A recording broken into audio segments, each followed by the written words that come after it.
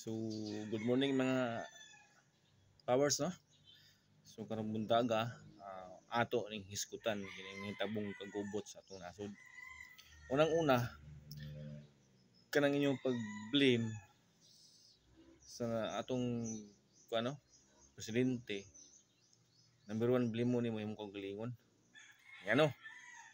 Dili na siya maabot sa iyang pwesto kung wa ninyo butare. May inyong buhaton, nagmahay naman mo. Tungod sa hitabo, o mas maayo pa dukdukon na inyong kaugalingon ulo. Kaya ano, kamo may nagkaingon, kamo may inyo magibutaran. Wa pa na ninyo butare, aw dili na mahimong presidente oy. Wa ta mo basol-basolon ron. Kaysa may nagbutar na, kamura man sad. So, kamura. Ako wala, kay wala mo ko ni butar. No? Kamo may nakaingon. Dili ang presidente may nakaingon, kamo gyud ang tao, kay ang tao mao may ni butar. Di man na mahimo niya kung siya ra. No? Ang nagbutang niya sa pwesto, kamo gyud. Kamong mga tao.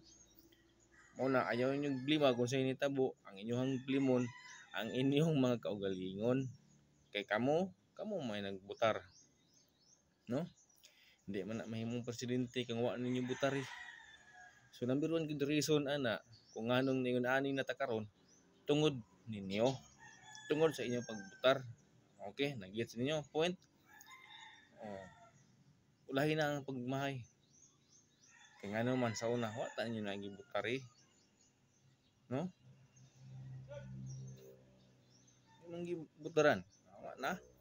Ang saan ni ron. Wala na yung magka-dimao. Hala, sige. Hala, ayun na mo pagmahay eh. Ulahin na ang tanan. Ulahin na. May pa mo inom na lang mo Red Horse. No? Red Horse, may pa mo inom mo. Muna yung ginaingon nga nasa huli ang pagsisisi. Dapat unta sa election ba sa una, iyan ang i-analyze.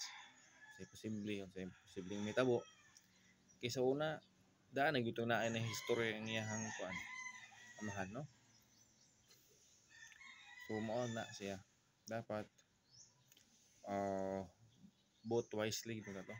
Botar gid kang dapat mo yung naog maayo para wala yung pagmahay maulahi ba. So, mao na siya kung ginaingon. O gina siya gid. Saan naman nato na. So, dili na lang kutob.